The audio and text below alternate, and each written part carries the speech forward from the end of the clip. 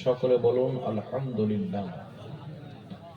আল্লাহ পাকের হামদ ও সানার পর রাসূল আকরাম নূরে মুজাসসাম সরওয়ারে দো আলম রাহমাতুল লিল আলামিন শফিউল মুজনবিন আনিসুল গারিবিন মক্কার সরদার মদিনার তাজদার মা আমিনার লাল আব্দুল্লাহর নয়নতারা শাফাতের কান্ডারি রহমতের ভান্ডারি কাল কিয়ামতের কঠিন দিনে আমার আপনার মতো সুন্নি সহিহুল আকীদা মুসলমানদের শাফাআতকারী তাহা ওয়া ইয়াসিন সিরাজ মুনীর বশীর ও নযীর হাজির ও নাযীর আহমদে মুস্তাফা জনাবে মুহাম্মদুর রাসূলুল্লাহ সাল্লাল্লাহু তাআলা আলাইহি ওয়া আলিহি ওয়াসাল্লামের প্রতি অগণিতবার অসংখ্যবার দুরূদ ও সালাম বর্ষিত হোক, গর্বিত হোক। সকলে বলুন আল্লাহুম্মা আমিন।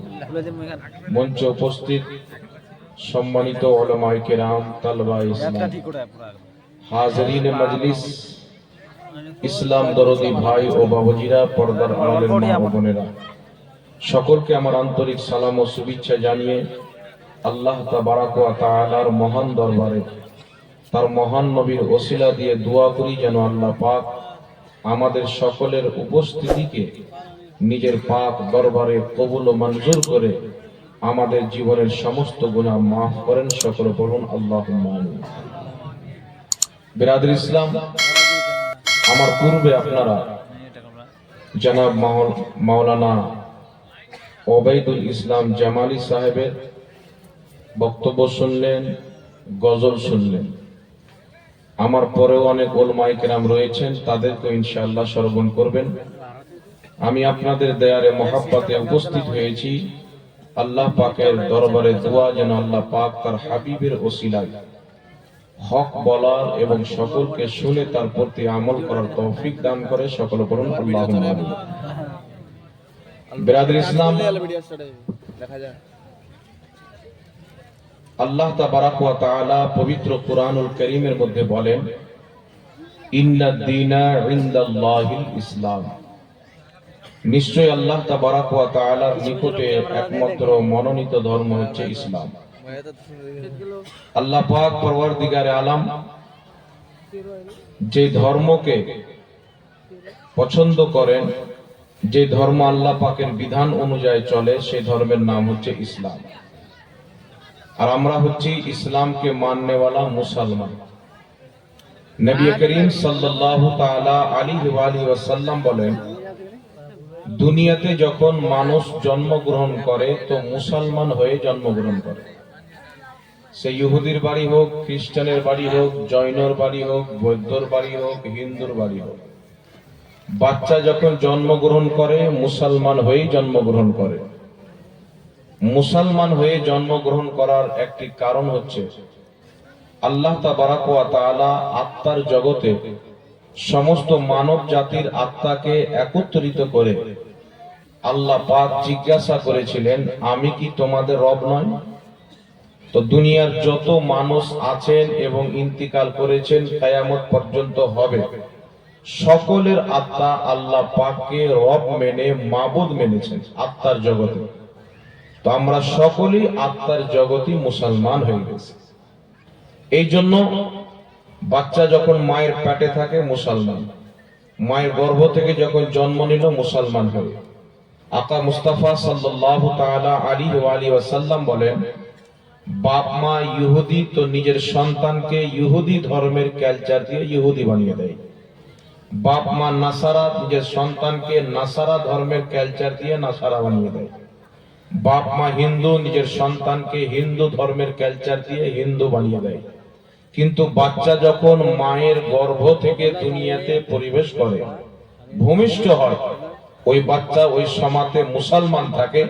কারণ আত্মার জগতে 1000টা মাবুদ নয়, মাত্র একজন হক মাবুদ, যাকে আমরা আল্লাহ বলে জানি, তিনাকে মেনেই দুনিয়াতে এসেছে। সুবহানাল্লাহ। এই জন্য আল্লাহ তাবারাক ওয়া তাআলা বলেন যে তোমরা অতক্ষণ পর্যন্ত মরিও না যতক্ষণ পর্যন্ত না মুসলমান হয়ে যাও। অর্থাৎ মুসলমান করে আল্লাহ আমাদেরকে পাঠিয়েছেন, মুসলমান হয়ে আল্লাহ আমাদেরকে কবরে যেতে বলেছেন। তো যে আল্লাহ আমাদেরকে সৃষ্টি করেছেন, যে আল্লাহ চোখ দিয়েছেন, কান দিয়েছেন, হাত দিয়েছেন, জমিন দিয়েছেন, আসমান দিয়েছেন, সবচাইতে বড় নিয়ামত মুহাম্মদ রাসূলুল্লাহর উম্মত বানিয়েছেন। সে আল্লাহ তাবারক ওয়া তাআলা, চোখ আমাদের চোখের মালিক আল্লাহ, কান আমাদের কানের মালিক আল্লাহ, জবান আমাদের জবানের মালিক আল্লাহ, হাত আমাদের হাতের মালিক আল্লাহ, পাও আমাদের পায়ের মালিক আল্লাহ। প্রত্যেকটা বডির অঙ্গ পতঙ্গ সবকিছু আমাদের, কিন্তু এর মালিক হচ্ছে আল্লাহ। আল্লাহ পাক যদি চাই, চোখের জ্যোতি কেড়ে নিলে দেখা বন্ধ হয়ে যাবে, কানের শক্তি কেড়ে নিলে শোনা বন্ধ হয়ে যাবে, জবানের শক্তি কেড়ে নিলে বলা বন্ধ হয়ে যাবে, পায়ের শক্তি কেড়ে নিলে চলা বন্ধ হয়ে যাবে, হাতের শক্তি কেড়ে নিলে কর্ম করা বন্ধ হয়ে যাবে। সেই মহান রব্বুল আলামিন, যিনি কুল কায়নাতকে সৃষ্টি করেছেন, যিনি সবচাইতে বেশি পাওয়ারফুল, যিনি কোন শব্দের দ্বারাই কুল কায়নাতকে সৃষ্টি করেছেন, তিনি যখন চাইবেন কোন শব্দের দ্বারাই সারা পৃথিবীকে ফানা করে দিবেন, সেই রব্বুল আলামিন আমাকে আপনাকে মুসলমান করে পাঠিয়েছেন, মুসলমান হয়ে মরতে বলেছেন। এই জন্য আমাদেরকে মুসলমান হয়ে এসেছি, মুসলমান হয়ে থাকতে হবে, মুসলমান হয়েই কবরে যেতে হবে। এখন আপনাকে বলতে চাই, মুসলমান কাকে বলে? মুসলমান তাকে বলে যেই ব্যক্তি ইসলামকে মেনে চলে। ইসলাম ধর্ম আমাদের ভারতের মাটিতে বিভিন্ন রকমের রাজা মহারাজা ভারতের মাটিতে এসেছে। এই ভারতের মাটিতে এক সময়তে মুসলিমদের রাজ ছিল, তারপরে ব্রিটিশদের রাজ ছিল, এখন বিজেপি সরকারের রাজ এসেছে। আপনারা অনেকে শুনেছেন, তাদের অনেক নেতা, তাদের সংগঠনের অনেক লোক, আরএসএস সংগঠনের অনেক লোক, তারা বলতে চায় যে ইসলাম ধর্মের বয়স হলো 1450 বছর। ভারতের মাটিতে যত মুসলমান আছে, এদের বাপ দাদা পূর্বপুরুষ সবাই হিন্দু ছিল। তো এখন যত মুসলমান ভারতে বসবাস করে, তারা যেন ঘর অবসি হয়ে যায়, বাড়ি ফিরে চলে আসে। অর্থাৎ বাপ দাদা হিন্দু ছিল, পরে মুসলমান হয়েছে, তো আবার নিজের বাড়ি হিন্দু ধর্মে ফিরে চলে এসো, ঘর অবসি করে নাও। কিন্তু আপনাকে বলতে চাই, এই বিদ্যা, এই ইলম আপনাকে জেনে রাখতে হবে। যদি এইরকম কথা কেউ বলে, এইরকম প্রশ্ন আপনার সামনে ছুড়িয়ে দেয়, তাহলে তার জবাব আপনাকে জানতে হবে। আপনাকে বলতে চাই, মুসলমান, আল্লাহ তাবারক ওয়া তাআলার মনোনীত ধর্ম হচ্ছে ইসলাম। ইসলাম ধর্মের বয়স কত? 1450 বছর। ইসলাম ধর্মের বয়স নয়। আপনি যদি ইতিহাসকে পড়েন, আল্লাহ পাকের কোরআনকে পড়েন, মহান রব্বুল আলামিনের কোরআন সাক্ষী দেয়, দুনিয়াতে শুধু আমাদের নবী নয়, আমাদের নবীর পূর্বে যত নবী এসেছেন, আদম আলাইহিস সালাম থেকে নিয়ে আমাদের নবী পর্যন্ত, কোন নবী ইহুদি ছিলেন না, কোন নবী খ্রিস্টান ছিলেন না, কোন নবী অন্য ধর্মের ছিলেন না। আল্লাহ তাবারক ওয়া তাআলা প্রত্যেকটা নবী মুসলমান ছিল। জোরে বলেন সুবহানাল্লাহ। ইসলামকে মাননেওয়ালা ছিলেন, ইসলামের প্রচারকারী ছিলেন, ইসলামের নবী ছিলেন, সবাই মুসলমান ছিলেন। এখন আপনাকে বলতে চাই, দুনিয়ার মাটিতে সর্বপ্রথম যেই মানুষের কদম পড়েছে, আল্লাহ তাবারক ওয়া তাআলা সর্বপ্রথম হযরতে আদম আলাইহিস সালাতু ওয়াস সালামকে তৈরি করার পর জান্নাতে রেখেছিলেন। মহান রব্বুল আলামিনের হিকমত, রব তাবারক ওয়া তাআলা জান্নাতে যখন রাখলেন, আদম আলাইহিস সালাতু ওয়াস সালামকে বললেন, জান্নাতে যত ফল ফ্রুট আছে সমস্ত ফল তুমি খাও, তবে একটি ফলের নিকটে যেও না, যার নাম আমরা গেন্দুম বলে জানি। আদম আলাইহিস সালাতু ওয়াস সালামকে তিনার স্ত্রী শয়তানের আপনার চালে এসে হযরতে হাওয়া রাদিয়াল্লাহু তাআলা আনহা আদম আলাইহিস সালামকে নিয়ে গিয়ে ফলটা খেলেন। আল্লাহ পাক তিনাকে জমিনে পাঠালেন। দেখেন বিরাদর ইসলাম, দুনিয়াতে মানুষ আসে, মানুষের বাপ থাকে, মানুষের মা থাকে। ঈসা আলাইহিস সালামকে আল্লাহ দুনিয়াতে পাঠিয়েছেন, তিনার বাবাও যদি না থাকে, তবে তিনি মায়ের গর্ভে থেকে এসেছেন। কিন্তু আদম আলাইহিস সালাম, যিনার কোনো বাপ নাই, যিনার কোনো মা নাই, বাপ মা না থাকার কারণ হচ্ছে তিনার পূর্বে কোনো মানুষ ছিলেন না, তিনি হচ্ছেন সর্বপ্রথম মানুষ। মহান রব্বুল আলামিন ওই আদম আলাইহিস সালাম, যিনি মুসলমানের আদি পিতা, হিন্দু ভাইদের আদি পিতা, খ্রিস্টানের আদি পিতা, ইহুদির আদি পিতা, দুনিয়াতে যত রকমের লোক আছে, সারা পৃথিবীর মানুষ যত হয়েছে কিয়ামত পর্যন্ত হবে, কবরে থাকনেওয়ালা, জমিনের উপরে থাকনেওয়ালা, প্রত্যেকটা মানুষের জড়, প্রত্যেক মানুষের আদি পিতা হযরতে আদম আলাইহিস সালাম, যাকে আল্লাহ তাবারাক ওয়া তাআলা সর্বপ্রথম মানুষ বানিয়ে দুনিয়ার মাটিতে পাঠিয়েছেন। আদম আলাইহিস সালামকে আল্লাহ পাক ভারতের মাটি সারানদ্বীপ নামক পাহাড়ের উপর অবতীর্ণ করেছেন। বর্তমানে যেই মাটিটাকে শ্রীলঙ্কা বলা হয়, সেই জায়গাতে অবতরণ করেছেন। এখন আপনাকে বলতে চাই, দুনিয়ার যিনি সর্বপ্রথম মানুষ, সমস্ত ধর্ম মান্যকারীর আদি পিতা আদম আলাইহিস সালাম কোন ধর্মের লোক ছিলেন? তিনি কি ইহুদি ছিলেন? তিনি কি খ্রিস্টান ছিলেন? তিনি কি জৈন ছিলেন?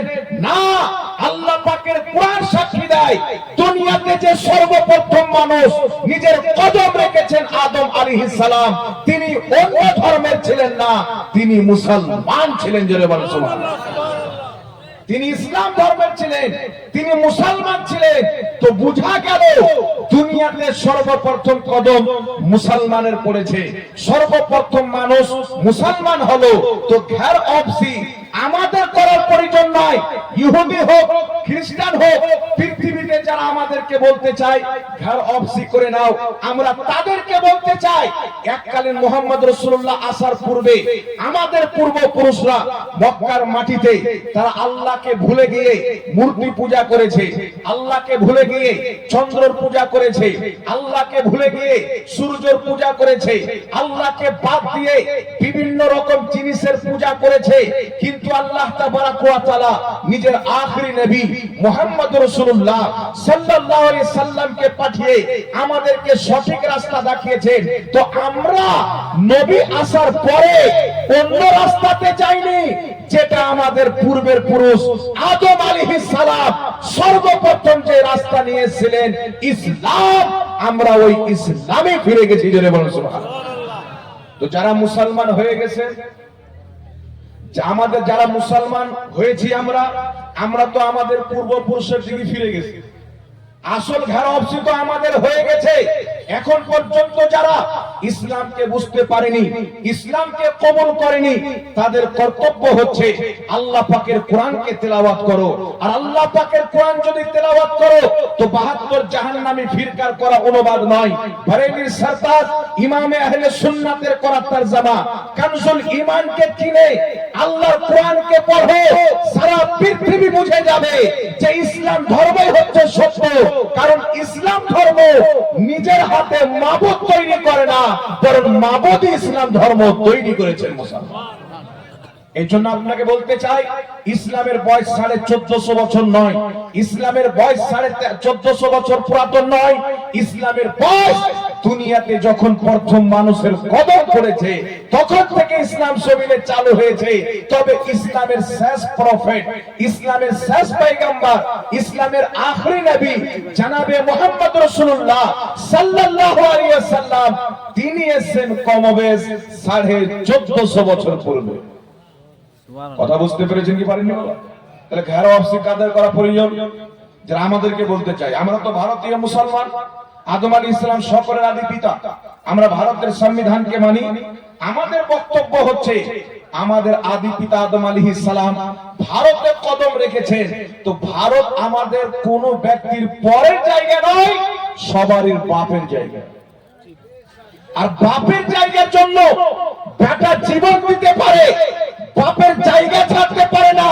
তো ভারতের যারা বলতে চায় ঘর অফসি করে নাও, পাকিস্তান চলে যাও, বাংলাদেশ চলে যাও, শোনো, ভারতের মাটিতে আমরা কেরায়াদার নয়, এই জমিনে আমাদের বাবা কদম রেখেছেন, আমাদের বাপের জমি হলো ভারত।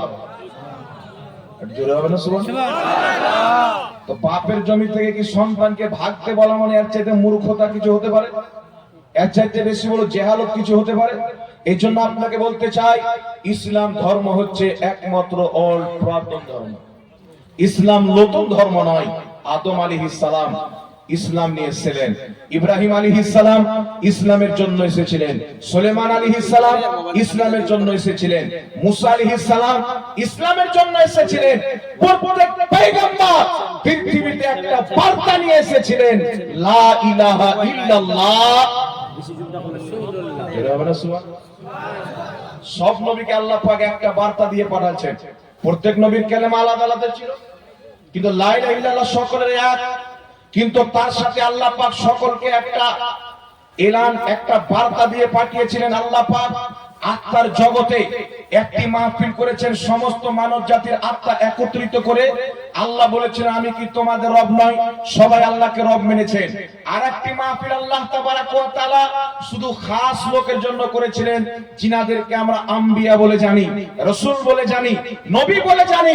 তিনাদের আত্মাকে আল্লাহ পাক একত্রিত করে পবিত্র কোরআন পাকে আল্লাহ উল্লেখ করেছেন আয়াতে মিসা, ইদ আখাযাল্লাহু মিসাকান নাবিয়িনা লামা আতাইতুকুম মিন কিতাবিন ওয়া হিকমা সুম্মা জাআকুম রাসূলুম মুসাদ্দিকুন লিমা মাআকুম ইলা আখিরিল আয়াত।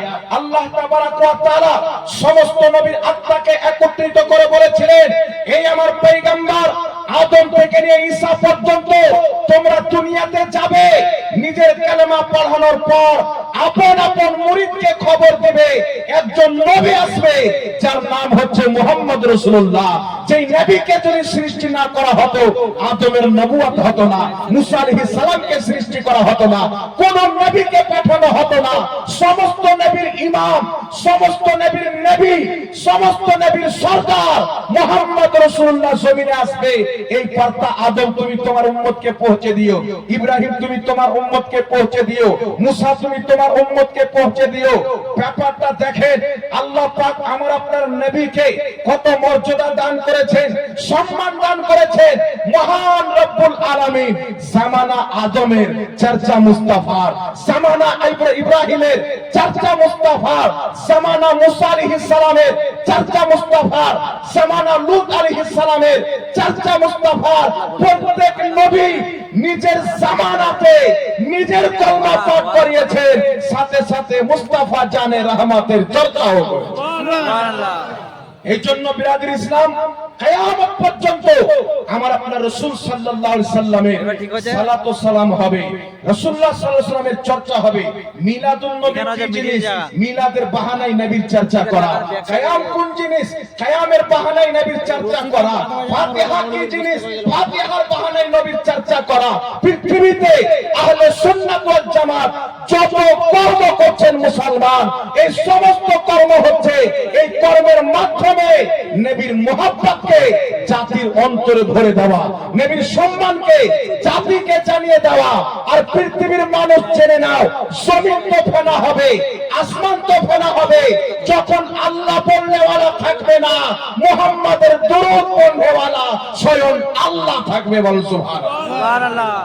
কেউ থাকবে না, কিন্তু আমার আপনার নবীর সালাম পড়নেওয়ালা আল্লাহ থাকবে, দুরূদ পড়নেওয়ালা আল্লাহ থাকবেন।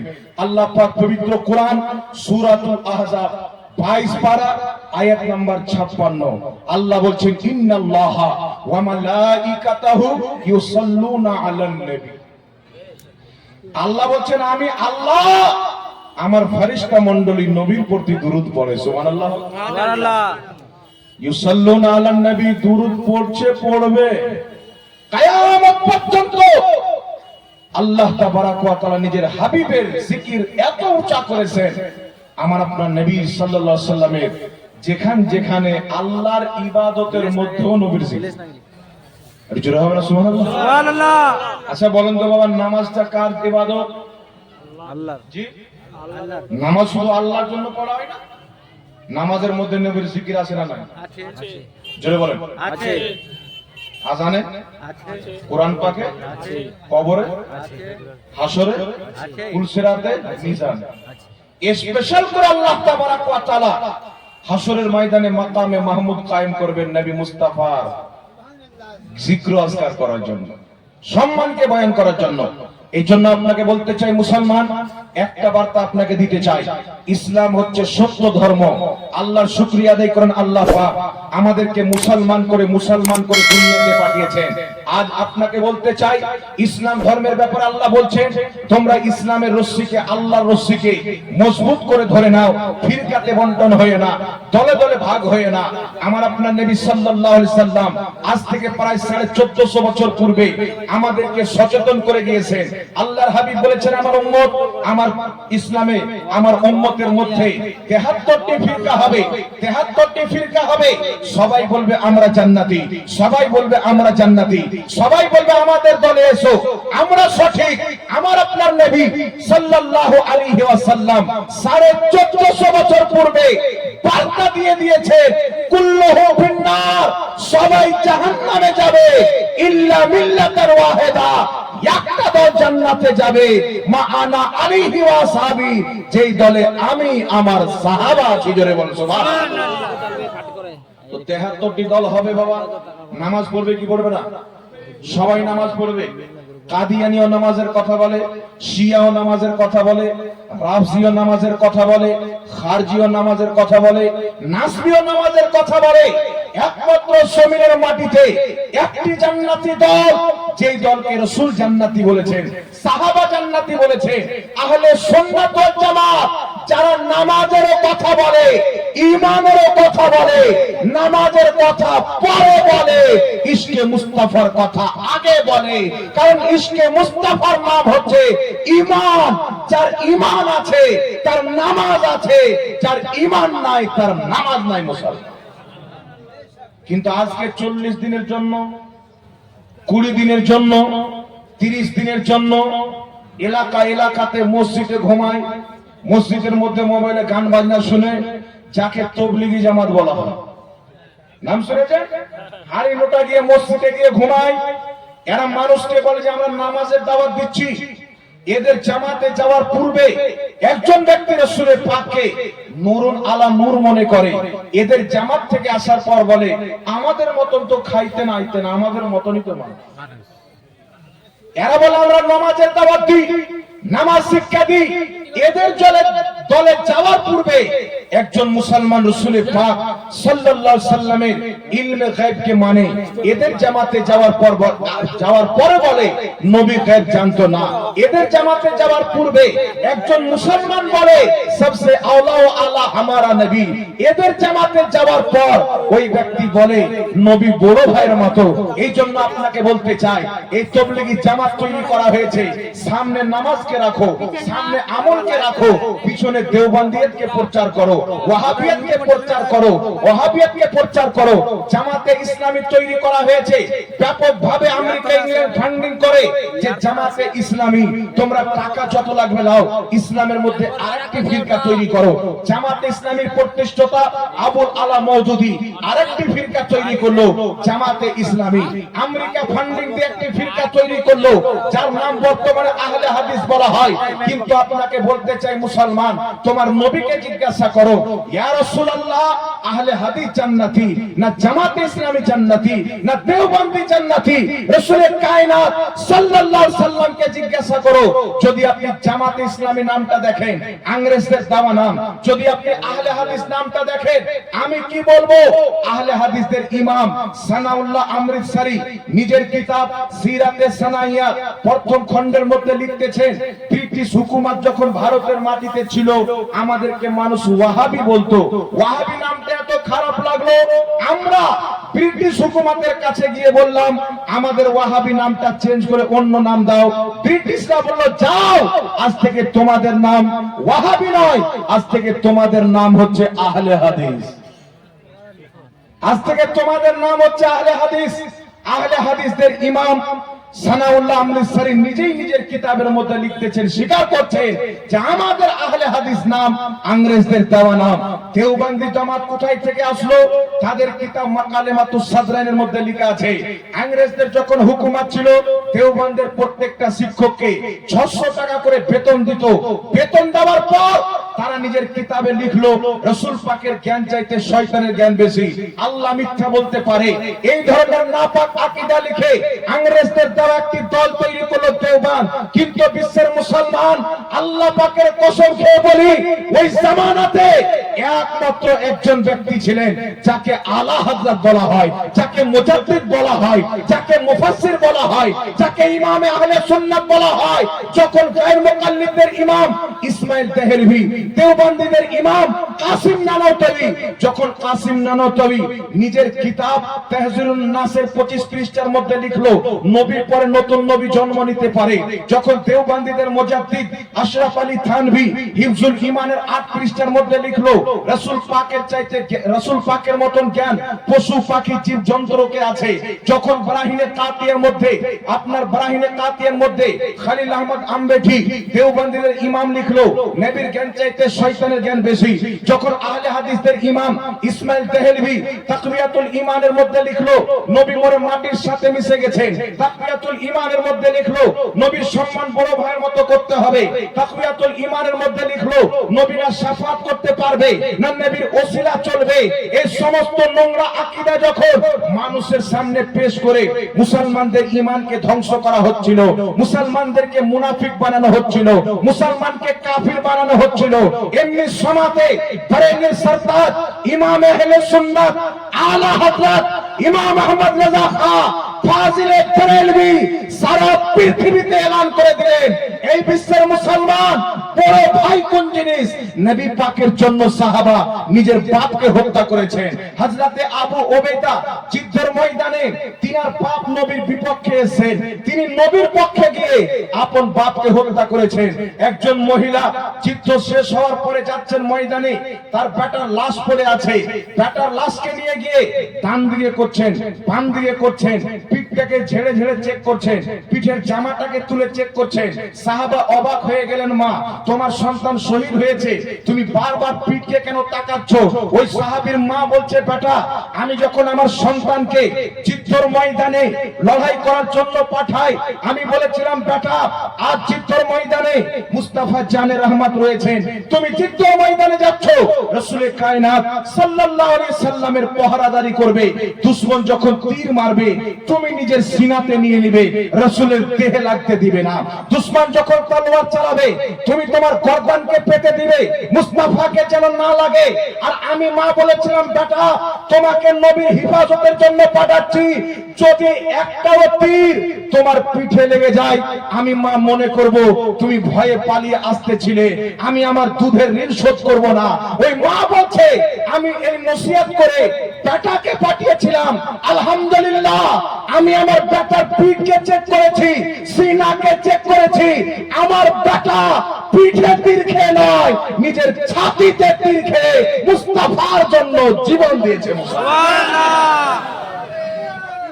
আল্লাহু আকবার, আল্লাহু আকবার, ইয়া রাসূলুল্লাহ, ইয়া রাসূলুল্লাহ, জিন্দাবাদ, জিন্দাবাদ, জিন্দাবাদ, জিন্দাবাদ। আমার ছেলে একটাও তীর পিঠে খায়নি, ছাতিতে তীর খেয়ে রাসূলুল্লাহর জন্য জীবন দিয়েছেন। এই পৃথিবীর মুসলমান আমার আপনার নবী এলান করলেন যুদ্ধের ময়দানে যেতে হবে।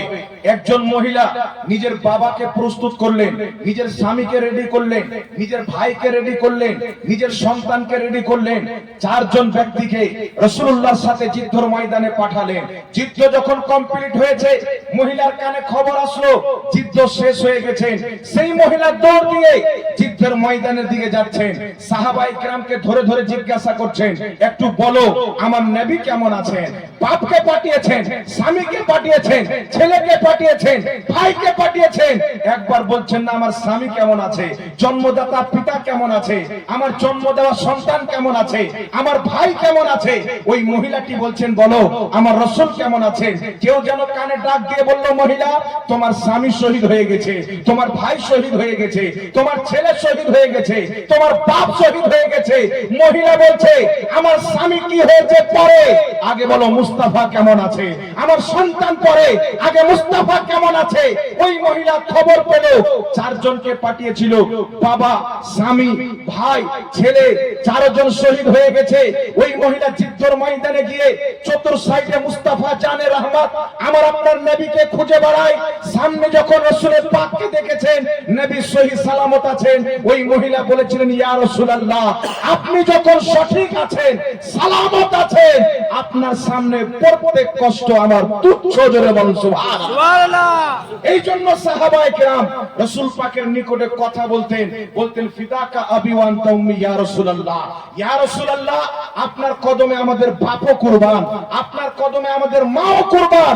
এই জন্য পৃথিবীর মানুষ আজ থেকে প্রায় 120-30 বছর পূর্বে, কমবেশ 150 বছর পূর্বে দেওবান আমার নবীর জ্ঞানকে শয়তানের চাইতে কম নিজের কিতাবে লিখেছে। আল্লাহর ব্যাপারে লিখেছে আল্লাহ মিথ্যা বলতে পারে, তারা নিজের কিতাবে লিখেছে নবীর পরে নবী আসতে পারে। আহলে হাদিস দেওবন্দি দুইজনের পেশওয়া, দুইজনের ইমাম ইসমাইল দেহলভি লিখেছে নবী মরে মাটির সাথে মিশে গেছে, নবীর সম্মান বড় ভাইয়ের মতো করতে হবে। এমনি সমাতে আমার আলা হযরত আমরা তিনাকে কেন মানি? ইমাম আহমদ রাজা নিজের সারা জিন্দেগি মুস্তাফা জানে রহমতের ইজ্জতের পাহারা দিতে দিতে একটা নয় দুটা নয় মুসলমান 1000 চাইতে বেশি কিতাব রাসূল পাকের ইজ্জতের উপরে লিখে দিয়েছেন। মুসলমান নবীর ইজ্জতকে রক্ষা করার জন্য তিনি নিজের জিন্দেগিকে কুরবান করে দিয়েছেন। নানপাড়ার বাদশা যখন আসলো আহমদ রাজা, নবীর শানে খুব সুন্দর নাম লেখো, গস পাকের শানে লেখো, ইমামে হুসেনের শানে লিখেছো, একবার আমাদের বাদশার শানে লিখে দাও, তোমাকে মালামাল করে দিব। ইমাম আহমদ রাজা বলেছিলেন করো মদহা আহলে দোয়াল রাজা, পড়ে ইস বালা মে মেরি বালা, মে গাদা হুঁ আপনে করিম কা, মেরা দিন পারায় না নেহি। এই পৃথিবীর মানুষ আমরা আহলে সুন্নাত ওয়াল জামাত, ভারতের মাটিতে আমাদের আহলে সুন্নাত ওয়াল জামাত যেই দলকে নবী জান্নাতি বলেছেন, সেই দলের মার্কাজ বারেলি শরীফকে কেন মনে করি? কালকে ইমাম আহমদ রাজা যখন আমাদের ইমানের উপরে আঘাত দেওয়া হচ্ছিল, আলা হযরত উত্তর দিয়েছেন, আমাদের নসলের উপর আঘাত হচ্ছিল, মুফতি আজম হিন্দ উত্তর দিয়েছেন। আর যখন সুলহা কুল্লি নিজের গর্দানকে উঠিয়েছিল, আমার পীর ও মুর্শিদ হুজুর তাজুস শরিয়া তার গর্দানকে মেরে এলান করে দিয়েছেন সুলহা কুল্লি নবী কা नहीं सुन्नियो सुन्नी मुस्लिम है सच्चा नबी के। যে খানকা থেকে আমাদের ঈমান বাঁচবে, যেই ব্যক্তি মুসলমানের ঈমানের রক্ষা করবে, রাসূলুল্লাহর ইজ্জতে আঘাত হবে আর মুসলমান দানা চাবাবে, এটা হতে পারে। আজ পর্যন্ত মিসাল আপনাদের নজরের সামনে রয়েছে মুসলমান।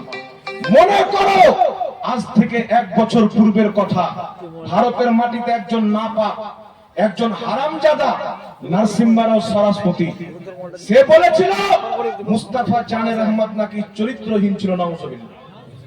কোরআন পাকে নাকি 25-30 জায়গাতে ভুল রয়েছে। আমি বলতে চাই আমার নবীর চরিত্রের ব্যাপারে আল্লাহ বলেছেন, আমার আপনার নবীর চরিত্রের ব্যাপারে আল্লাহ বলছেন সবচাইতে উত্তম চরিত্রের অধিকারী আল্লাহ বলছেন আমি মুস্তাফাকে বানিয়েছি। মুস্তাফাকে বানিয়েছি, যেই নবীর ব্যবহারকে দেখে মক্কার 14 পুরুষ পর্যন্ত মূর্তি পূজা করত, রাসূলের চরিত্রকে দেখে আল্লাহর পূজারী হয়ে গেছে। যেই নবীর চরিত্র কত মহান, মুসলমান তো মুসলমান, একজন খ্রিস্টান কলম তুলছেন, একটি কিতাব লিখছেন দ্য 100, সেই কিতাবের মধ্যে 100 জন ব্যক্তির প্রশংসা লিখতে গিয়ে ওই খ্রিস্টান যদি চাইতো তাদের নবী ঈসা নবীর প্রশংসা লিখতে পারত, মুসা নবীর আগে লিখতে পারত, বৌদ্ধর লিখতে পারত, আপনার আরো অন্যান্য ব্যক্তি লিখতে পারত। একজন খ্রিস্টান যখন আমার নবীর চরিত্রকে পড়েছেন, আমার রাসূলের ব্যবহারকে পড়েছেন, সেই খ্রিস্টান পর্যন্ত বাধ্য হয়েছে 100 জনের মধ্যে সর্বপ্রথম যিনার নাম লিখেছেন তিনি হচ্ছেন মুহাম্মদ রাসূলুল্লাহ। আমি আপনাকে বলতে চাই, যখন আল্লাহর মা তুলে গালি দিচ্ছিল, আল্লাহ কি মা আছে? আল্লাহর তাওহীন করছে, রাসূল পাকের চরিত্রের উপর আঙুল তুলেছিল। আপনাকে বলতে চাই মুসলমান, যে আজ ইউটিউব ফেসবুকের মধ্যে লামাযহাবী মৌলবী ফাড়ফাড়ায়, তখন সে কোথায় বন্দী ছিল? দেওবন্দি ফারফরাই তবলিগি জামাত লোটা নিয়ে ঘুরছিল। এরা তখন কি করছিল? দেওবন্দিদের মাহমুদ মাদানি ইংরেজ আপনার আরএসএস এর দালালি করতে ব্যস্ত ছিল। লামাযহাবী তাদের তালোয়া চাপতে ছিল মুসলমান। তাদের মুখে কি তালা ছিল? তারা জবাব কেন দেয়নি? ময়দানে তারা কেন নামেনি? আপনাকে বলতে চাই, যার অন্তরে রাসূলের মুহাব্বত থাকবে সেই ব্যক্তি আঘাত পাবে, যার কলিজাতে রাসূলের মুহাব্বত নাই সেই ব্যক্তি আঘাত পাবে না। আপনাকে বলতে চাই, নবীর যখন বেয়াদবি করা হচ্ছিল, দেওবন্দ খামোশ, সাহারানপুর খামোশ, লামাযহাবী খামোশ, কাদিয়ানী খামোশ, শিয়া খামোশ। ওই সমাজে যদি উত্তর দিয়ে থাকে, বরেলির প্রোটেক্ট মুফতি সালমান আজহারি বলেছিল, আমি আহমদ রাজার মাননেওয়ালা, আলা হযরতের দরবারের গোলাম, দিল্লির ময়দানে চলে এসো, আগুন জ্বালা হবে, তুমি তোমার ধর্মের কিতাব নিয়ে নামো, আমি কোরআন পাক নিয়ে নামবো। যেই ব্যক্তিকে আগুন জ্বালাবে না, তার ধর্ম সত্য প্রমাণ হবে। মুসলমান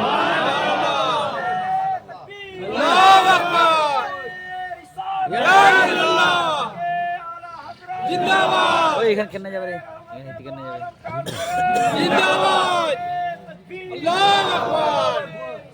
এই জন্য আপনাকে বলতে চাই, মুসলমান, রাসূলুল্লাহ সাল্লাল্লাহু আলাইহি সাল্লামকে জমিনের মাটিতে কেউ যদি সত্যকারী মহব্বত করে থাকে, বাপ চাইতে বেশি, মা চাইতে বেশি, ছেলে চাইতে বেশি, মেয়ে চাইতে বেশি, কুল কায়নাত চাইতে বেশি, কেউ যদি রাসূল পাককে ভালোবাসে, ওটা লামাযহাবী দল নয়, দেওবন্দি দল নয়। যদি তারা বাস্তব বলতো না নবীর সম্মান বড় ভাইয়ের মতো করতে হবে, তারা রাসূল পাককে বেশি ভালোবাসলে বলতো না রাসূল পাকের সম্মান বড় ভাইয়ের মতো করতে হবে। রাসূল আমাদের মতো মানুষ, সবচাইতে বেশি আমরা হলে সুন্নাত ওয়াল জামাত, সুন্নি বেরেলভি মুসলমান, নবীকে মহব্বত করে। তাই বেরেলির সরদার আলা হযরতের পরেও অল্প দিন পূর্বে, কয়েক বছর পূর্বে হুজুর তাজুস শরিয়া একটাই বার্তা দিয়েছেন, নবী সে जो हो बेगाना उसे दिल से जुदा कर दे, पिदर मादर बिरादर मालोजा सब कुछ नबी पर फिदा कर दे। এই জন্য আপনাকে বোঝাতে চাই, মুসলমান, রাসূল পাকের মহব্বতের নাম হচ্ছে ঈমান। একটা एग्जांपल আপনাকে দিয়ে দিই। অনেক লোক নামাজ পড়ছে না, রাসূলুল্লাহর জন্য দাঁড়িয়ে সালাম পড়েন, তার ভাত হজম হয় না। এতদিন যদি তারা যত রাসূলুল্লাহ দাঁড়িয়ে কায়াম করার বিপক্ষে লড়েছে, সুদের বিপক্ষে লড়তেও পুরো ভারতের সুদ বন্ধ হয়ে যেত। যতদিন তারা নবী পাকের মিলাদ, নবী পাকের জুলুসের বিরুদ্ধে ফতোয়া দিয়েছে, যদি জেনার বিরুদ্ধে ফতোয়া দিত, অনেক হাজারো মুসলমান জেনা থেকে বেঁচে যেত। কিন্তু এদের দুশ্মনী সুদখোরের সাথে নয়, এদের দুশ্মনী জেনাখোরের সাথে নয়, এদের দুশ্মনী হারামখোরের সাথে নয়, এদের দুশ্মনী হচ্ছে মুহাম্মদ রাসূলুল্লাহর সাথে। আপনি চিন্তা করছেন, একজন নামাজি ব্যক্তি, কুরবানি দেने वाला, হজ करने वाला, চেহারাতে দাড়ি রাখনে वाला, মাদ্রাসা চালানে वाला নবীর কি করে দুশমন হতে পারে? একটি হাদিস শুনেন। আমার আপনার নবী সাল্লাল্লাহু আলাইহি ওয়াসাল্লাম মালে গনিমত বন্টন করছেন। বদরি সাহাবী যিনারা বদরের যুদ্ধে শরীক হয়েছিলেন, তাদেরকে 2 হিস্সা দিচ্ছেন। যিনারা বদরি নয়, তাদেরকে 1 হিস্সা দিচ্ছেন। আমার নবী বন্টন করছেন, মানে ফয়সালা আল্লাহ, নবীর ফয়সালা মানে আল্লাহর ফয়সালা। তো একজন ব্যক্তি বলছে, ইয়া রাসূলুল্লাহ ইত্তাকিল্লাহ, হে আল্লাহর রাসূল, আল্লাহকে ভয় করেন, ইনসাফ করেন। আমার নবীর চেহারা লাল হয়ে গেল, ধ্বংস হয়ে যাও, আমি যদি ইনসাফ না করি তো কে ইনসাফ? হযরত ওমর ফারুক তলোয়ার বের করলেন, হুজুর আপনি অনুমতি দেন আর গর্দান মেরে দেব। হযরত ওমর ফারুকের একটা আকীদা একবারে স্পষ্ট, সব আকীদা তো ওনার স্পষ্ট, কিন্তু একটা আকীদা, যে আকীদা সব সময় তিনার ব্রেনে, তিনার চোখে, তিনার কলিজাতে ভরা থাকতো। তিনার আকীদা ছিল, কেউ যদি রাসূল পাকের শানে চুল পরিমাণে বেয়াদবি করে, দুনিয়াতে তার বেঁচে থাকার কোনো অধিকার নাই। তলোয়ার বের করে বলছে, হুজুর অনুমতি দেন, গর্দান মেরে দেব। ওই ব্যক্তি পিঠ ঘুরিয়ে যেতে আরম্ভ করলো। রাসূলের পাক বলছে, ওমর চিনে নাও, কিয়ামত পর্যন্ত আর নাসল বাকি থাকবে। নামাজ এত পড়বে, তুমি তোমার নামাজকে এর নামাজের সামনে ছোট মনে করবে, কমা মনে করবে। তোমার রোজাকে তার রোজার সামনে কমা মনে করবে। এত সুন্দর কোরআন তেলাওয়াত করবে, কিন্তু হলক থেকে নিচে নামবে না। তারা দিন থেকে এমন ভাবে বেরিয়ে যাবে যেমন তীর কামান থেকে বেরিয়ে যায়। কত নামাজ পড়তো? শারহিন হযরত লিখেছেন, এক রাতে 300 রাকাত নফলি ইবাদত করত। তার পাগুলো শুরু হয়ে গেছিল, পাতলা হয়ে গেছিল, সারা রাত্রি দাঁড়িয়ে ইবাদত করার কারণে। লম্বা লম্বা তার ঘন দাড়ি ছিল, মোসাম্মিরুল আজার পায়জামা এবং লুঙ্গিকে বেশি করে উঁচু করে পড়তো। সেম আজকের ওয়াহাবিকে দেখলেন না তাকে দেখলেন? তাকে যদি কেউ দেখতে চান, আজকের ওয়াহাবিকে দেখলেন, তাকে দেখা হয়ে গেল। এই জন্য আপনাকে বলতে চাই বাবা, 300 রাকাত নফলি নামাজ পড়ার পর নবীর পিছনে নামাজ পড়তো। আমরা ইমাম সাহেবের পিছনে নামাজ পড়ি না, ও রাসূলুল্লাহর পিছনে নামাজ পড়তো। যুদ্ধের ময়দানে যেত, কাবার তাওয়াফ করতো, হজ করতো, রাসূলুল্লাহর মজলিসে বসতো। নবী শুধু ইনসাফকে পছন্দ করলো না, তার নাসল কিয়ামত পর্যন্ত রাসূল পাক বললেন ধ্বংস। নামাজ পড়বে ঈমান থাকবে না, রোজা রাখবে ঈমান থাকবে না, যুদ্ধের ময়দানে যাবে ঈমান থাকবে না। প্রমাণ কি হলো মুসলমান?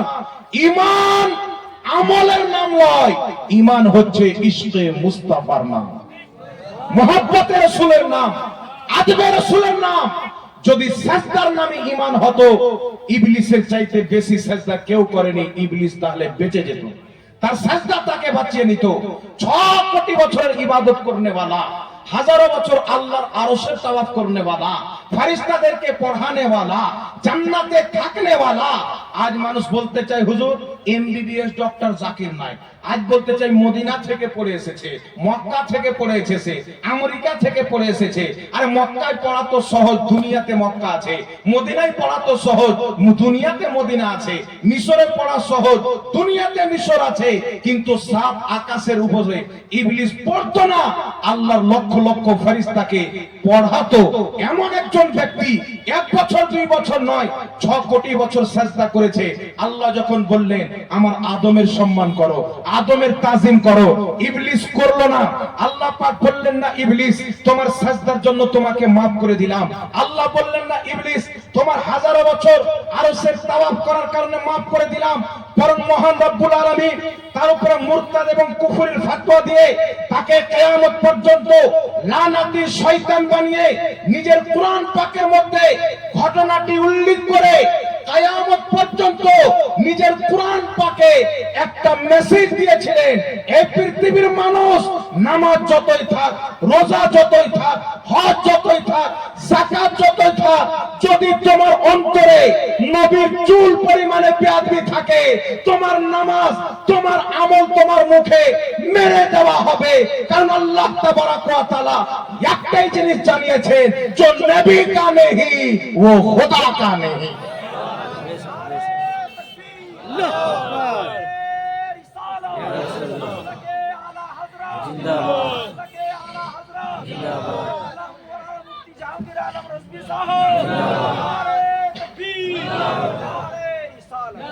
এখন বলেন বাবা, নামাজ পড়ছে, বলছে রাসূল আমাদের মতই মানুষ, বলে কি বলে না? দলিল দিবে কোরআন পাক থেকে, কুল ইন্নামা আনা বাশারুম মিসলুকুম, হে নবী বলো আমি তোমাদের মতন মানুষ। তো আল্লাহ নবীকে বলতে বলেছেন, তাই না? আমাদেরকে বলেছেন যে হে লোকেরা তোমরা বলো নবী আমাদের মতো মানুষ। আচ্ছা বলেন তো বাবা, এখানে আমি স্টেজে বসে আছি, আমি বলছি যে আমি একজন ছোট ব্যক্তি, আমার কোনো জ্ঞান নাই, এটা যদি আমি বলি তো মানাইবে কি মানাবে না? আপনারা মনে করবেন নিজের নম্রতা প্রকাশ করছে, না কি বলেন? আজিজি প্রকাশ করছে, এটাই তো বলবেন। আর যদি মিডিল থেকে একজন ব্যক্তি দাঁড়িয়ে যায়, দাঁড়ানোর পরে বলে যে জাহাঙ্গীরের কোনো জ্ঞান নাই, মানাবে? বেয়াদবি হবে কি হবে না? গুস্তাখি হবে কি হবে না? তো রাসূল নিজেকে বলবে আমি তোমাদের মতন মানুষ, রাসূল নিজের ভদ্রতা আজিজিকে প্রকাশ করবে। আর উম্মতে যদি বলে রাসূল আমার মতো মানুষ, কাফির হয়ে যায়। বুখারী মুসলিমের হাদিস, রাসূল পাক সাল্লাল্লাহু আলাইহি ওয়াসাল্লাম সাওমে বিসালে রোজা রাখতেন, কত কত দিন বিনা খেয়ে কন্টিনিউ রোজা রাখা। সাহাবায়ে কেরাম রাসূল পাককে দেখলেন রোজা রাখতে আরম্ভ করলেন, 2 দিন 3 দিন হওয়ার পর কোন সাহাবী বেহুশ হয়ে গেলেন, কেউ খাম্বাতে হিলান দিয়ে বসে আছেন, অবস্থা খারাপ। রাসূল পাক অবস্থা দেখে বলছেন কি হয়েছে? বলছে হুজুর আপনি সাওমে বিসালে রোজা রাখেন তো আমরাও রাখছি। রাসূল পাক বলছেন আইয়ুকুম মিসলি, তোমরা কে আছো আমার মতো? ইন্নী লাস্তু মিসলুকুম, তোমরা কেউ আমার মত নয়। আবিতু ইনদা রাব্বি তুইমুনি ওয়া ইয়াসকিনি, আমি রাত্রি আমার আল্লাহর কাছে কাটাই, আমার আল্লাহ আমাকে খাওয়ায়, আমার আল্লাহ আমাকে পান করায়। মুস্তাফা দুনিয়ার খেজুর খেয়েছেন, দুনিয়ার রুটি খেয়েছেন, মাংস খেয়েছেন, দুধ পান করেছেন, এই জন্য দুনিয়াবি খাবার পান করেছেন, যাতে উম্মত জেনে যায় কোনটা হালাল এবং কোনটা হারাম, কোনটা খেলে অসুখ হবে না, কোনটা খেলে অসুখ হবে। এই জন্য আমার নবী দুনিয়ার খাবার খেয়েছেন। নচেত রাসূল পাক মুসলিম শরীফের মধ্যে এলান করেছেন, আবিতু ইনদা রাব্বি ইতঈমুনি ওয়া ইয়াসকিনি, আমি রাত্রি আমার আল্লাহর কাছে কাটাই, আমার আল্লাহ আমাকে খাওয়ায়, আমার আল্লাহ আমাকে পান করায়। নবীর আসল খাবার হচ্ছে নূর। বাবা, নূর। শয়তান যেমন নলেজ লাগিয়েছিল, আল্লাহ আমি আগুনের তৈরি, আদম মাটির তৈরি, আমি আগুন হয়ে মাটিকে কি করে সাজদা করতে পারি। এরকম ওয়াহাবি নলেজ লাগায় যে নবী যদি নূর হতেন তাহলে খাইলেন কেন? তো নবী তো আল্লাহর কাছে রাত্রি কাটায়, আল্লাহর কাছে খাই, তুই কেন খাস না? তুই তো মানুষ নাকি বলেন? ওই যে রাসূলের দান মুবারক শহীদ হলো, তো রক্ত কেন বের হলো? মুসলিম শরীফের মধ্যে হাদিস, মালকুল মত মুসা নবীর দরবারে এসে বলছেন, হুজুর আপনার আত্মা কবজ করতে আসলাম। মুসা আলাইহিস সালাম একটা পাটাং করে চড় মারলেন, চোখ বেরিয়ে জমিনে পড়ে গেল। তাহলে আপনি বলবেন যে মালকুল মত ইসরাইল আলাইহিস সালাম উনি তো নূর, তাহলে চোখ কি করে বেরিয়ে পড়লো? তাহলে সহিহ হাদিসকে তোমার জন্য কি অস্বীকার করা যাবে? আমার নবী বলেছেন মানে চোখ বন্ধ করে বিশ্বাস করতে হবে। দুনিয়া মিথ্যা হতে পারে, রাসূল কোনোদিন মিথ্যা হতে পারে না। আরে নবী পাক জিদ্দর ময়দানে নবীর রক্ত বেরিয়েছে, মেরাজের রাত্রিতে নবীর পুরো সিনা চাক করা হয়েছে, এক ফোঁটা রক্ত বের হয়নি। বাল্যকালে রাসূল পাকের সিনা চাক করা হয়েছে, এক ফোঁটা রক্ত বের হয়নি। কারণ আমার নবী যখন বাশারিয়াতের লেবাদা পড়ে থাকেন, রাসূল পাকের রক্ত বের হয়, কিন্তু নূরের লেবাসে যখন মেরাজে যায়, আমার আপনার নবীর শরীরের রক্ত বের হয় না। জেনে বলুন সুবহানাল্লাহ।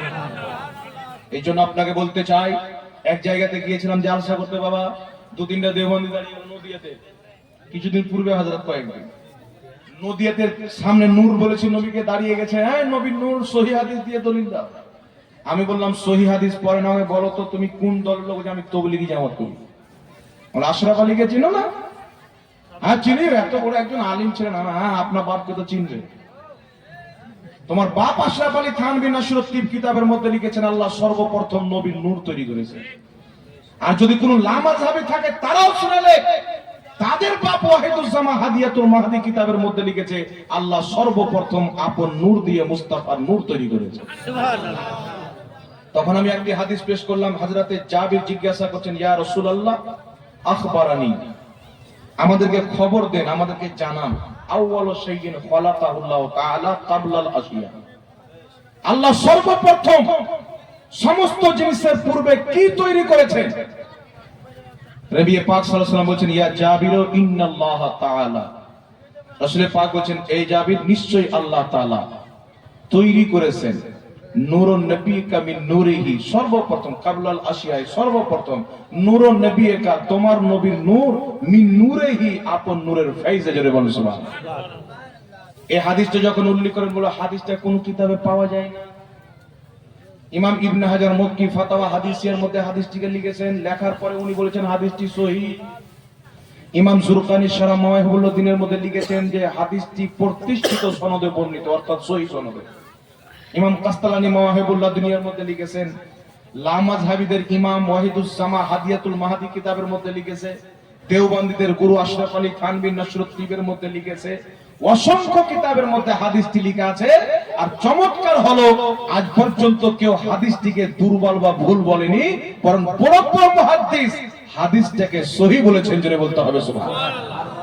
এই জন্য আপনাকে বলতে চাই, মুসলমান, নবী পাক সাল্লাল্লাহু আলাইহি ওয়াসাল্লামের নূর নয়, এই আকীদার বয়স হলো মাত্র 150 বছর। আর নবী পাক নূর, এই আকীদার বয়স হলো 1450 বছর। আর জোরে হবে সুবহানাল্লাহ, 1450 বছর। আজ চলে যান 100-150 বছর পূর্বে, ভারতের মাটিতে যত উলামায়ে কিরাম আছে, দেওবন্দীদের হোক আর আহলে সুন্নাত ওয়াল জামাতের হোক, রশিদ আহমদ গাঙ্গোহী রাসূল পাককে নূর লিখেছেন, আশরাফ আলী থানভী নূর লিখেছেন। আমাদের ইমাম আলা হযরত তো বলেছেন, তেরি নসলে পাক মে হে বাচ্চা বাচ্চা নূর কা, তু হে আইনে নূর, তেরা সব ঘরানা নূর কা। একটু লক্ষ্য করে শুনেন, পূর্বের মুসলমানদের কি আকীদা ছিল। নূরের ব্যাপারে যদি হাদিস নেন, একটা নয়, দুটা নয়, একাধিক সহিহ হাদিস, হাসান হাদিস, কোরআন হাদিসের মধ্যে স্পষ্ট প্রমাণ, আল্লাহ কোরআনের নবীকে নূর বলেছেন। অসংখ্য সহিহ হাদিস প্রমাণ, আল্লাহ সর্বপ্রথম মুস্তাফার নূর তৈরি করেছেন। জোরে বলুন সুবহানাল্লাহ। এই জন্য বিরাদর ইসলাম, আজ থেকে প্রায় 450 বছর পূর্বে ইমাম আব্দুল হক মুহাদ্দিস দেহলভী রাহমাতুল্লাহ আলাইহি নিজের কিতাব মাদারিজুন নবুওয়াতের মধ্যে লিখেছেন, আউয়ালু মা খালাকাল্লাহু নূরি ই হাদিস সহিহ আস। আল্লাহ সর্বপ্রথম মুস্তাফার নূর তৈরি করেছেন, হাদিসটি সহিহ, জোরে বলুন সুবহানাল্লাহ। তারপরে চলে আসেন ইমাম ইবনে হাজার আসকালানী রাহমাতুল্লাহ আলাইহি, বহুত বড় মুহাদ্দিস, জারহ ও তাদিলের ইমাম, আসমা ও রিজালের কিতাব লিখেছেন, বুখারী শরীফের শারহ ফাতহুল বারী লিখেছেন। একাধিক কিতাবের লেখক ইমাম ইবনে হাজার আসকালানী, সকলের গ্রহণযোগ্য মুহাদ্দিস, লাখ লাখ হাদিসের হাফিজ। তিনি লিখতেছেন, শুনো, আল্লাহ প্রথম কলম তৈরি করেছেন, আল্লাহ প্রথম আরশ তৈরি করেছেন, আল্লাহ প্রথম আকল তৈরি করেছেন, আল্লাহ প্রথম নবীর নূর তৈরি করেছেন। প্রথমের মধ্যে ভিন্নতা রয়েছে, তবে সহিহ কল হলো আল্লাহ সর্বপ্রথম মুস্তাফা জানে রহমতের নূরকে তৈরি করেছেন। কারণ সহিহ হাদিসের মধ্যে আছে, আল্লাহ প্রথম আমার আকা মুস্তাফার নূর তৈরি করেছেন, জোরে বলো সুবহানাল্লাহ। ইমাম ইবনে হাজার আসকালানীর বক্তব্য ইমাম মোল্লা আলী কারি রাহমাতুল্লাহ আলাইহি নিজের কিতাব মিশকাতের সারা মিরকাতের প্রথম খণ্ড 198 পৃষ্ঠার মধ্যে লিপিবদ্ধ করেছে। এই জন্য আপনাকে বলতে চাই মুসলমান, শুধু তাই নয়, আজ থেকে প্রায় কমবেশ 1000 বছর পূর্বে বড় পীর আব্দুল কাদের জিলানী, মানেন কি মানেন না? এই সবে মানেন তো? গস পাকের নূরের ব্যাপারে কি আকীদা ছিল? তিনি নবীকে নূর মানতেন না নূর মানতেন? এটা শুনবেন কি শুনবেন না? কারা কারা শুনবেন একটু চট করে হাত উঠান তো, সবাই শুনবেন? মাশাআল্লাহ। তাহলে এই গস পাকের আকীদা, গস পাকের কিতাব থেকে আপনার সামনে উপস্থাপন করব। তার পূর্বে আপনাকে বলতে চাই বাবা, যদি আমাকে কিছু বলা হয়নি, তবে মাদ্রাসার উন্নতি কল্পে জালসা, আপনাদের মতো লোক, কেউ 1000, কেউ 2000, কেউ 500, কেউ 200, কেউ 10,000, কেউ 12,000 দান দিচ্ছেন বলি এতগুলো মাদ্রাসা চলছে, সব পাবলিকের দানে। এই মাদ্রাসায় পড়নেওয়ালা যদি কোনো আলিম জান্নাতে যায়, দানকারীও ইনশাআল্লাহ জান্নাতে যাবে। কারণ ইবনে মাজার মধ্যে হাসান সনদে হাদিস বর্ণিত, ইমাম জালালউদ্দিন সিউতি হাদিসটিকে হাসান বলেছেন। রাসূল পাক বলেছেন, কিয়ামতে 3 শ্রেণীর ব্যক্তি শাফাআত করবে। প্রথম আম্বিয়া, নবীগণ, সুম্মাল উলামা, দ্বিতীয় নম্বরে আলিমগণ, সুম্মা শুহাদা, তৃতীয় নম্বরে শহীদগণ। হক্কানি আলিমগণ কিয়ামতের ময়দানে গুনাহগার ব্যক্তিদের শাফাআত করে জান্নাতে নিয়ে যাবে। এটা আমার নবীর বিশুদ্ধ হাদিস, জোরে বলুন সুবহানাল্লাহ। এইজন্য আপনাকে বলতে চাই, গস পাকের নূরের ব্যাপারে আকীদা কি ছিল এটা বলবো। তারপরে আপনাকে বলবো হযরতে আলীর কি আকীদা, হযরত ইমামে আযম আবু হানিফা নবীকে নূর মানতেন কিনা, যিনি প্রায় 1350 বছর পূর্বের ইমাম। তারপরে আপনাকে বলবো হযরতে আলী, যিনি 1450 বছর ডাইরেক্ট নবীকে দেখেছেন, তিনি কি আকীদা দিয়েছেন। এই তিনজন গস পাক, ইমামে আযম আবু হানিফা, হযরতে আলী, তিনজনের আকীদা আপনাকে বলবো বাবা। তবে আমি আপনাকে বলতে চাই, মাত্র 3 জন ব্যক্তি 5 ব্যাগ করে সিমেন্ট দিতে পারবেন? চটচট করে আছেন? নবীর মুহাব্বতে সাহাবায়ে কেরাম আপন সন্তানকে কুরবান করে দিয়েছেন, আপন বাপকে হত্যা করে দিয়েছেন নবীর বিপক্ষে আসার কারণে। কারণ আল্লাহ পাক বলেছেন, ইয়া আইয়ুহাল্লাযীনা আমানু লা তাত্তাখিযু আবাআকুম ওয়া ইখওয়ানাকুম আউলিয়া। আল্লাহ পাক বলেছেন, ঈমানদার, যদি তোমার বাপ, তোমার ভাই ঈমান আনার পর, নিজেকে মুসলমান বলার পর আল্লাহ আল্লাহ রাসূলের তাওহীন করে, অপমাননা করে, তোমার বাপ হলেও তার সাথে সম্পর্ক নাই, তোমার ভাই হলেও তার সাথে সম্পর্ক নাই। কথা বুঝতে পারছেন কি বলুন? এই জন্য আপনাকে বলতে চাই, সাহাবা তো জান কুরবান করেছেন বাবা ইসলামের জন্য। আমরা মাত্র 5 ব্যাগ করে সিমেন্ট। এটা কি দিলেন হযরত? কি নাম? জমির নাম। জি জি, জমির উদ্দিন নামের একজন বাবা আমার 4100 টাকা। নারে তাকবীর, নারে রিসালাত, মাসলাকে আলা হযরত। আল্লাহ পাক কবুল করুক। জনাব জমির উদ্দিন সাহেব বলেন জিন্দাবাদ। ইসলামের বাবা ইন্তেকাল করেছেন, 500 টাকা দান দিয়েছেন। আল্লাহ দানের সওয়াব তার বাবার কবরে পৌঁছে দিয়ে তার কবরকে জান্নাতের বাগান বানাক। সকল বলেন আল্লাহুম্মা আমিন। মালিকা নামে একজন মা আমার 500 টাকা দান দিয়েছেন, আল্লাহ তার মনের আশা পূর্ণ করুক। সকল বলেন আল্লাহুম্মা আমিন। আরেকজন ভাই 500 টাকা দান দিয়েছেন, আরেকজন 100 টাকা দান দিয়েছেন। মাশাআল্লাহ। হাজী সাহেবের জন্য ওনার ছেলেরা 3000 টাকা দান দিয়েছেন। আল্লাহ পাক হাজী সাহেবের হায়াতকে দারাজ করুক, অসুখ বিসুখ থেকে হেফাজত করুক। সকল বলেন আল্লাহুম্মা আমিন। এদিকে 5 ব্যাগ সিমেন্ট কে হাত দেখালেন বাবা? কি নাম আপনার? নামটা ওইদিকে দেখেন, চিনতে পারছেন? ওনাকে দেখেন, মুসলিম আলী বাবজি আমার 5 ব্যাগ সিমেন্ট, তাই তো? 1 কুইন্টাল রড, মাশাআল্লাহ, নারে তাকবীর, নারে রিসালাত। মুসলিম আলী 1 কুইন্টাল রড বলেন জিন্দাবাদ। আল্লাহ পাক রুজি রোজগারে বরকত দান করুক, সকল করুন আল্লাহুম্মা আমিন। হ্যাঁ হযরত বাবজির নাম কি? মোহাম্মদ মাজহারুল, 5 ব্যাগ সিমেন্ট,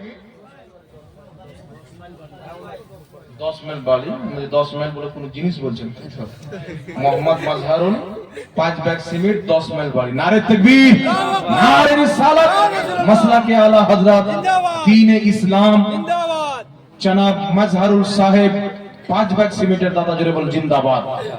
আল্লাহ পাক ঘোরাইতে যাতা, লাইটটা একটু করতে যাতা, ঘোরাইতে লাইটটা বরকত পাকাই। হ্যাঁ, ফুলটা সজিবুর রহমান, সজিবুর রহমান, সজিবুর রহমান ভাই আমার বাবার নামে 300 টাকা দান দিয়েছেন। আল্লাহ এই 300 টাকার নেকি তার বাবার কবরে পৌঁছে দিয়ে তাকে কারওয়াট কারওয়াট জান্নাত নসিব করুক, সকল বলুন আল্লাহুম্মা আমিন। একটু নারা লাগান বাবা, নারে তাকবীর, নারে রিসালাত, নারায়ে হায়দারি, মাসলাকে আলা হযরত ফয়জানে মখদুম আশরাফ মুখতার আলম, মুখতার আলম 10 ব্যাগ সিমেন্ট, নারে তাকবীর, নারে রিসালাত, জনাব মুখতার আলম 10 ব্যাগ সিমেন্টের দাতা বলেন জিন্দাবাদ। আল্লাহ আপনাদের রুজি রোজগারে খেতো খালিয়ানে ব্যবসা বিজনেসে বরকত দান করুক, সকল বলেন আল্লাহুম্মা। খেতাব আলী আরেকজন বাবা আমার 3 বস্তা সিমেন্ট, আল্লাহ কবুল করুক, সকল বলেন আল্লাহুম্মা আমিন। আচ্ছা, মা বন্ধুদের দিকে একটু কাউকে পাঠান, হযরত হযরত যারা উদার কিছুকে ভেজিয়ে একটু তাড়াতাড়ি পাঠান। আচ্ছা, রড কয়জন দিয়েছে? কাসিম আলী বাবা আমার 5 ব্যাগ সিমেন্ট, নারে তাকবীর, নারে রিসালাত, দ্বীনে ইসলাম, আল কোরআনের আলো, আল হাদিসের আলো। এইবার বাবা একজন 1 কুইন্টাল সিমেন্ট রড দিয়েছেন, আর 2 জন 1 কুইন্টাল করে। কোনো বাবা কোনো ভাই আমার নাই? একটু তাড়াতাড়ি আসেন, তাহলে কয়েকটি গুরুত্বপূর্ণ মাসলা আপনাকে শেখাবো। মা বাবার নামে একজন ভাই আমার 200 টাকা, কি নাম আপনার? শাহ আলম আলী সাহেব, মা বাবার নামে 200 টাকা দান দিয়েছেন, আল্লাহ কবুল করুক, সকল বলেন আল্লাহুম্মা। নূর আলম মেম্বার সাহেব বাবার নামে 1000 টাকা, নারে তাকবীর, নারে রিসালাত, জনাব নূর আলম মেম্বার সাহেব বাবার নামে মেম্বার সাহেব 1000 টাকা চলে তো? কবি বন্ধ করতে হয় নরেন্দ্র মোদী। ওই নূর আলম ভাই, নূর আলম ভাই, ও নূর আলম ভাই, আসেন আসেন। মেম্বার মানুষ 1000 টাকা বন্ধ হয়ে গেছে, চলছে আপনাদের দিকে? এই মাশাআল্লাহ। মেম্বার ভাই এত কম দিলে কি করে হবে? আল্লাহ সম্মান যেমন দিয়েছেন তেমন দানও করতে হবে। হযরত ওসমান গনি নবীর কদম কদমে একটা করে আপনার গোলাম আজাদ করতেন। আবু বকর সিদ্দিক বাড়ি থেকে সব নিয়ে চলে এসেছে। রাসূল বলছেন, তুমি বাড়িতে কিছু রেখে এসেছো? বলছে, আল্লাহ আল্লাহ রাসূলকে রেখে এসেছি। সুবহানাল্লাহ। জি, 500 নয় 5000 টাকা দিতে হবে। ধার নেবেন নাকি? আমি আবার ধার দিতে চাই না, বলেন। কম করে ভাই 3000 টাকা আপনাকে দিতে হবে ইনশাআল্লাহ। পরে দেবেন, হবে তখন থেকে, আপনি চিন্তা ভাবনা করছেন কেন? 3000 আমার কথাটা রাখবেন না? 5000 বললাম, 3000 করে দেবো? এত লোক দেখছে, আমাদের কোনো দাম নাই ভাই। নরম ভাই, দোয়া করে দেবো, আল্লাহ ইনশাআল্লাহ প্রধানমন্ত্রী দেবে ভবিষ্যতে। 3000 দিতে হবে ভাই, পরে দিবেন আপনি, 6 মাস পরে দিবেন, অসুবিধা নেই। আগামী জালসাতে দিবেন, হবে তো? Please please pick up the 3000 না, আমার কথাটা রাখেন একটু। কেমন করেন ভাই? মাত্র 3000। মেম্বার ভাই, আপনি 1 বছর পর আগামী জালসাতে দিবেন 1000 টাকা, হবে?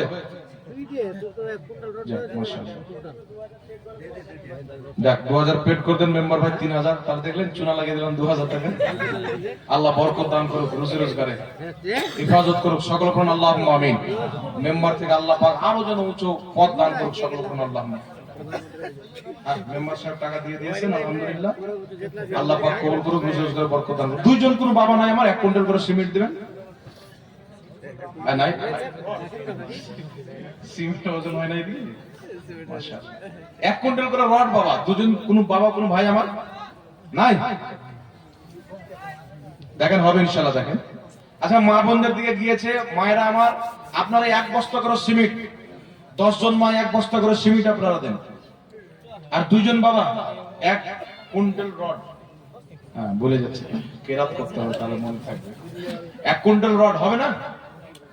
তাড়াতাড়ি মাত্র 2 কুইন্টাল রড দেন, আমি বক্তব্য চালু করব। আমার পরে কে আছে দেখতে? মাওলানা আসমাউল কালিমি, ওই শায়ের ফেলোয়ার সামনে এত সুন্দর গজল বলে, আপনাদের ঘুম ইনশাআল্লাহ জাগিয়ে দেবে। কি নাম আপনার? এই সিমেন্ট মেলে হয়ে গেল, দাঁড়ান, রড লো, রড। হ্যাঁ করি, রাসূলকেও মহব্বত করি, সাহাবাকেও মহব্বত করি, আহলে বাইতকেও মহব্বত করি, আউলিয়া ইকরামকেও মহব্বত করি। সকলে বলুন সুবহানাল্লাহ। আর কেউ যদি আপনাকে বিভ্রান্তি করে, মিলাদুন নবী পালন করা যাবে না, কিয়াম করা যাবে না, ফাতিহা করা যাবে না, উমুক করা যাবে না, এখানে হাত বাঁধতে হবে, জোরে আমিন বলতে হবে, বারবার হাত তুলতে হবে, ওকে একটাই উত্তর দিবেন, তোমার দিলে রাসূল পাকের মহব্বত নাই, তোমার ঈমানই নাই, তো তুমি জোরে আমিন কোন কথা, গলা ফেড়ে আমিন বললে তো তোমার নামাজ হবে না। তুমি বুকে কোন কথা, আরশের পায়াতে হাত বাঁধলে তো তোমার নামাজ হবে না।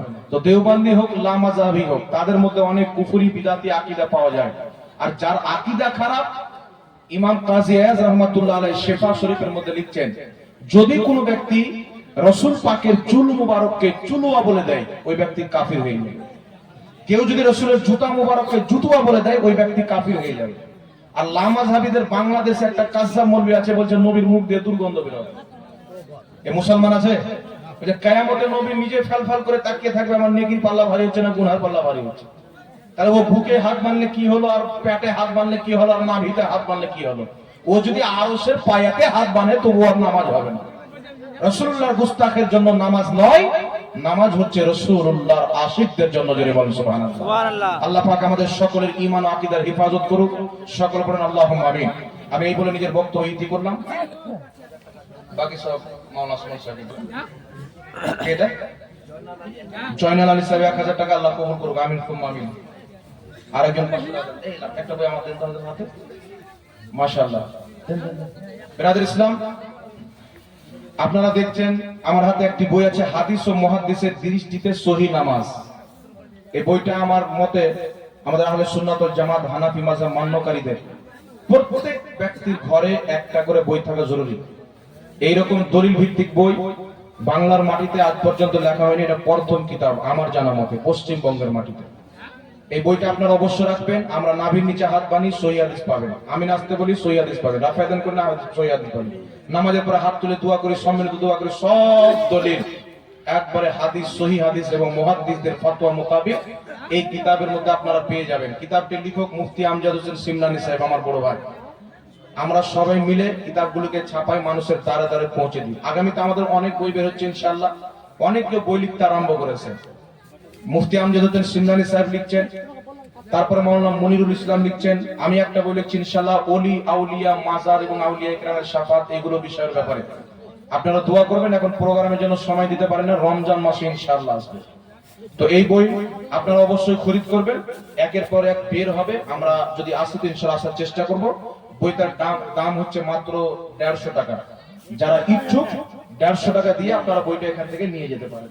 সালমান একটু এখানে বইটার পাশে দাঁড়াও, নাহলে একটু নিয়ে ঘুরে নাও, এখানে না আসা চাইতে একটু নিয়ে ঘুরে নাও। যাক, এই বলে আমি নিজের বক্তব্য ইতি করলাম। ওয়া আখিরু দাওয়ানা আলহামদুলিল্লাহি রাব্বিল আলামিন। আসসালামু আলাইকুম ওয়া রাহমাতুল্লাহি ওয়া বারাকাতুহু। কিছু বই ওখানে রাখে তো।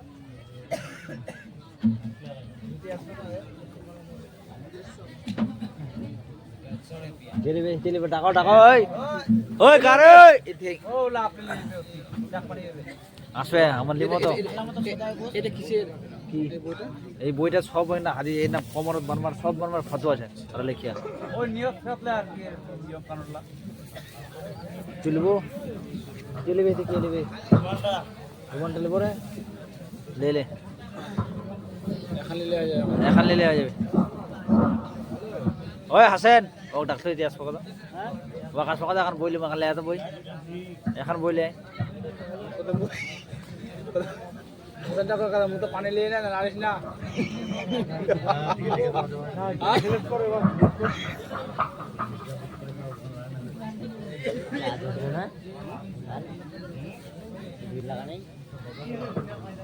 ওই তো ওইখানে ले लो রুমানটা ले लो হয়ে গেল একটা হ্যাঁ এই তো রুমানটা ले लो ওখানে হয়ে যাবে আসসালামু আলাইকুম ওয়া রাহমাতুল্লাহি ওয়া বারাকাতুহু